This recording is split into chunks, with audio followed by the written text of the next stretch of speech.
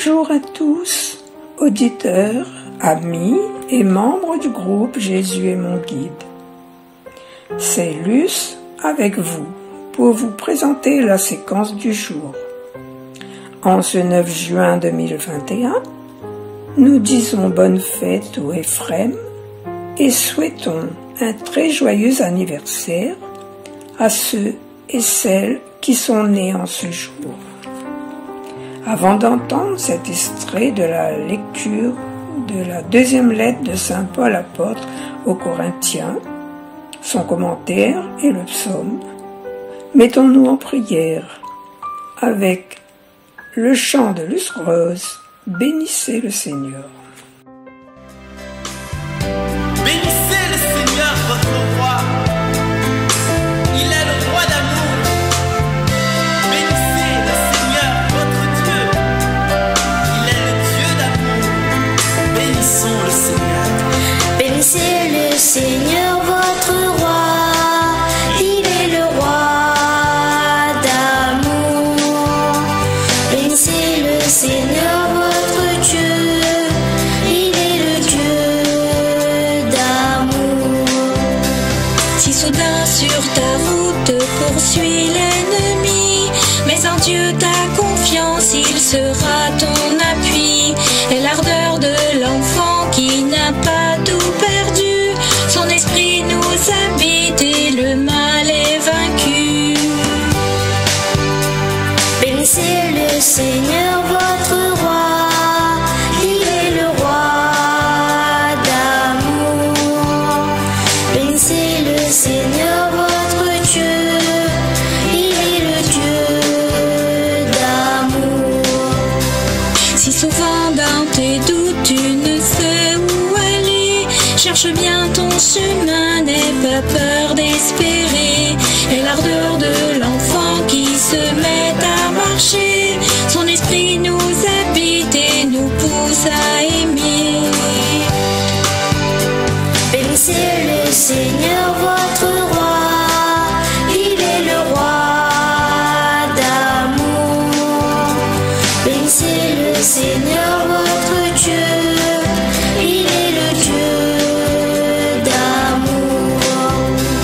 Si souvent dans tes pleurs l'avenir te fait peur, offre-lui tes chagrins, fais de lui ta demeure. Et l'ardeur de l'enfant qui ne tombe jamais, son esprit nous habite et nous offre la paix. Bénissez le Seigneur votre roi, il est le roi d'amour. Bénissez le Seigneur votre Dieu, il est le Dieu d'amour. Si souvent dans la joie tu as pu pardonner, quand la force et l'espoir t'ont été redonnés, et l'ardeur de l'enfant qui aime remercier, son esprit nous habite et nous aime à jamais. Bénissez le Seigneur votre roi, il est le roi d'amour. Bénissez le Seigneur votre Dieu, il est le Dieu d'amour. Bénissez le Seigneur votre roi, il est le roi d'amour. Bénissez le Seigneur votre Dieu, il est le Dieu d'amour.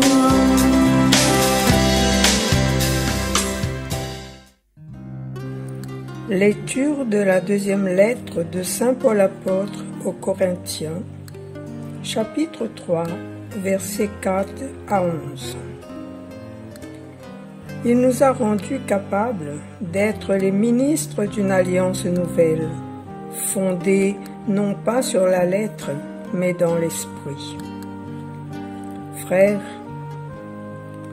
si nous avons une telle confiance en Dieu par le Christ, ce n'est pas à cause d'une capacité personnelle que nous pourrions nous attribuer. Notre capacité vient de Dieu. Lui nous a rendus capables d'être les ministres d'une alliance nouvelle, fondée non pas sur la lettre, mais dans l'esprit. Car la lettre tue, mais l'esprit donne la vie. Le ministère de la mort, celui de la loi gravée en lettres sur des pierres, avait déjà une telle gloire que les fils d'Israël ne pouvaient pas fixer le visage de Moïse à cause de la gloire, pourtant passagère, qui rayonnait de son visage. Combien plus grande alors sera la gloire du ministère de l'Esprit. Le ministère qui entraînait la condamnation, celui de la loi, était déjà rayonnant de gloire. Combien plus grande sera la gloire du ministère qui fait de nous des justes. Non, vraiment, ce qui, dans une certaine mesure, a été glorieux ne l'est plus, parce qu'il y a maintenant une gloire incomparable. Si, en effet, ce qui était passager a connu un moment de gloire, combien plus ce qui demeure restera-t-il dans la gloire? Parole du Seigneur. Nous rendons grâce à Dieu.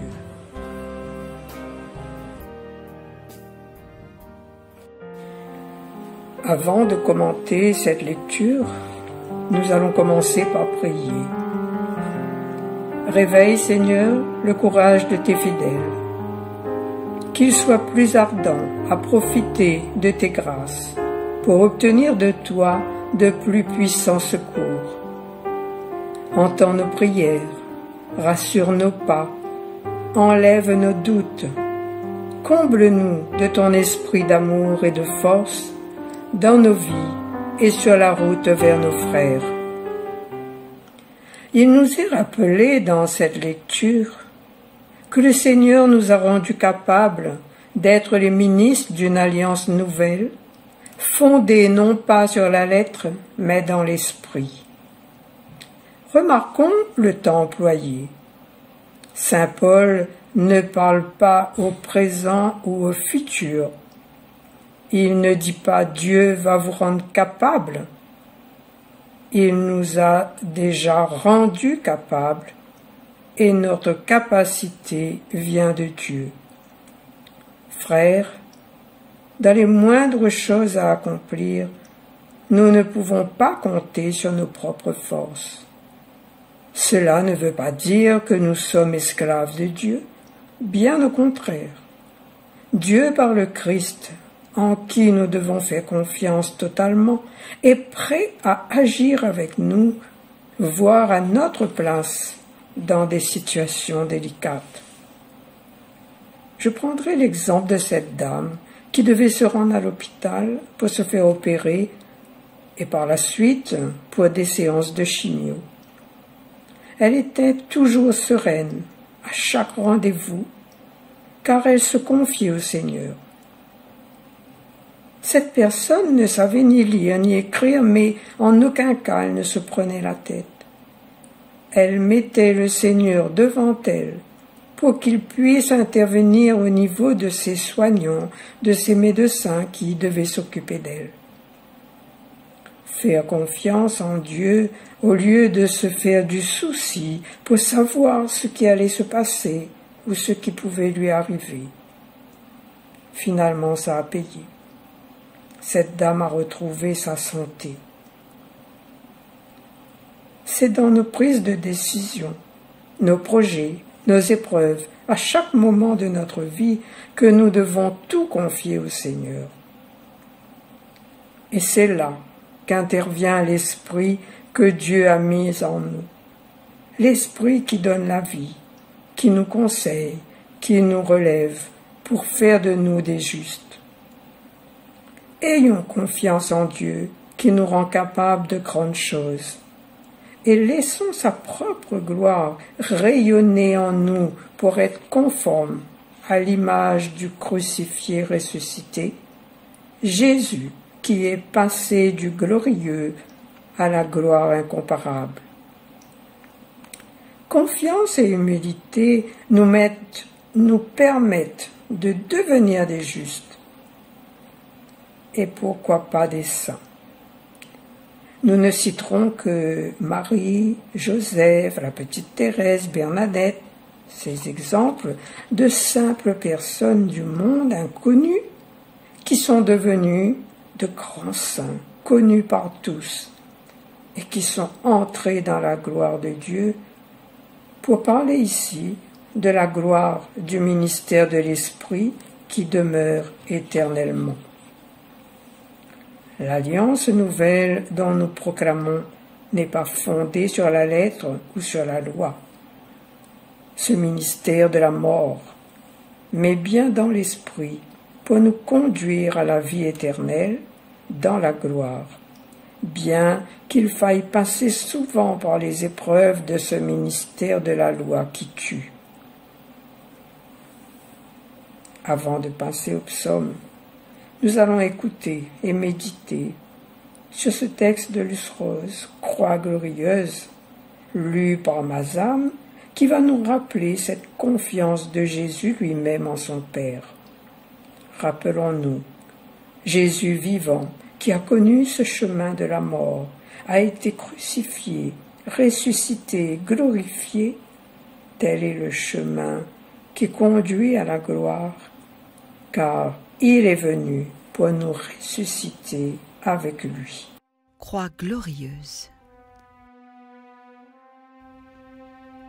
Les cieux se sont ouverts. Dieu, par le Christ, à nous s'est offert. Triomphe de l'amour sur la mort. Dieu lui-même vient sauver nos corps. Au-delà de la nuit, les ténèbres ont lui. Éclatante clarté que cette croix dressée, nous offrant Jésus-Christ, mort et ressuscité. Descendu du ciel, d'où il est remonté, préparer une place à chaque humain racheté. Dépouillé, maltraité par des hommes insensés, ceux-là même qui l'ont tué et dont il a sauvé. Ô doux Jésus, mon Sauveur et mon Dieu, que j'aime à te contempler en cet humble lieu. Sur ton trône de gloire, vainqueur et glorieux, tu nous attires à toi, nous proposant les cieux. Dans ta grande miséricorde, tu effaces nos torts. Toi qui n'as pas hésité, au vu même de nos péchés, pour tout homme, si ingrat qu'il soit, tant pour moi, d'aller jusqu'à la mort et la mort sur la croix. Ô Dieu, qu'avons-nous fait de ton Fils unique? Homme le plus démuni parmi les hommes, né pauvre dans une crèche, sur de la paille sèche, parcourant sentiers et chemins revêches. Durant toute une vie, à la recherche de nos êtres, sans même un endroit où reposer la tête. Bafoué, insulté, dépouillé de ses habits, avant d'être cloué en croix, d'où s'extirpa son dernier cri. Abandonné de ses amis, sauf d'une mère tout en pleurs, qui lui ouvre ses bras au comble de sa douleur. Merci Jésus de nous l'avoir confié comme mère, sur le chemin vers Dieu ton Père et notre Père, cette reine du ciel qui t'a donné le jour. Après cet humble oui, cette confiance en la vie, refuge des pécheurs pour nous porter secours, nous ouvrir la porte du temple du paradis. Tu es saint, Seigneur notre Dieu. Tu es saint, Seigneur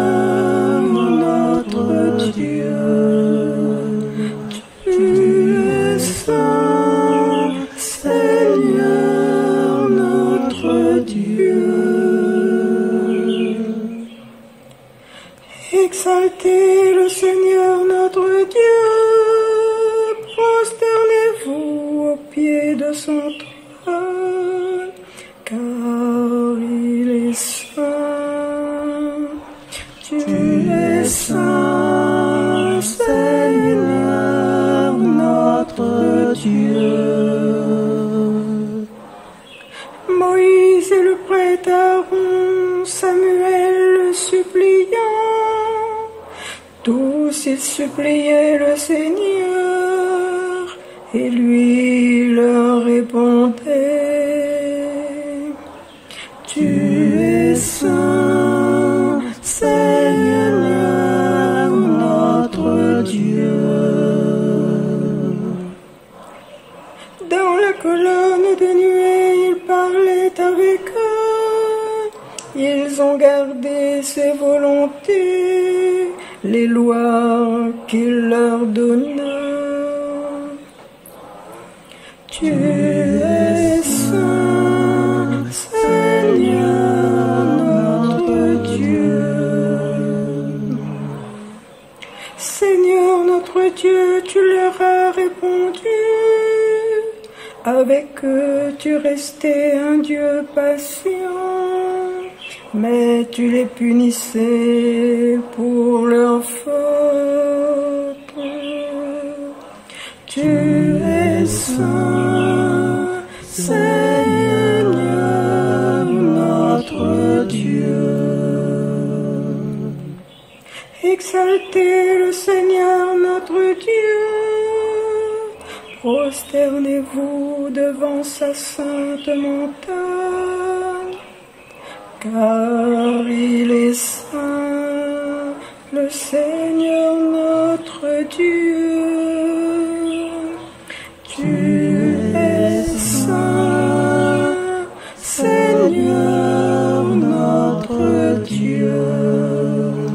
Tu es saint, Seigneur.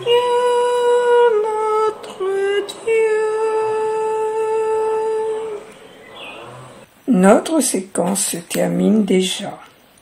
Sur le chant de Jésus, tu es mon espérance, nous nous disons au revoir et à bientôt.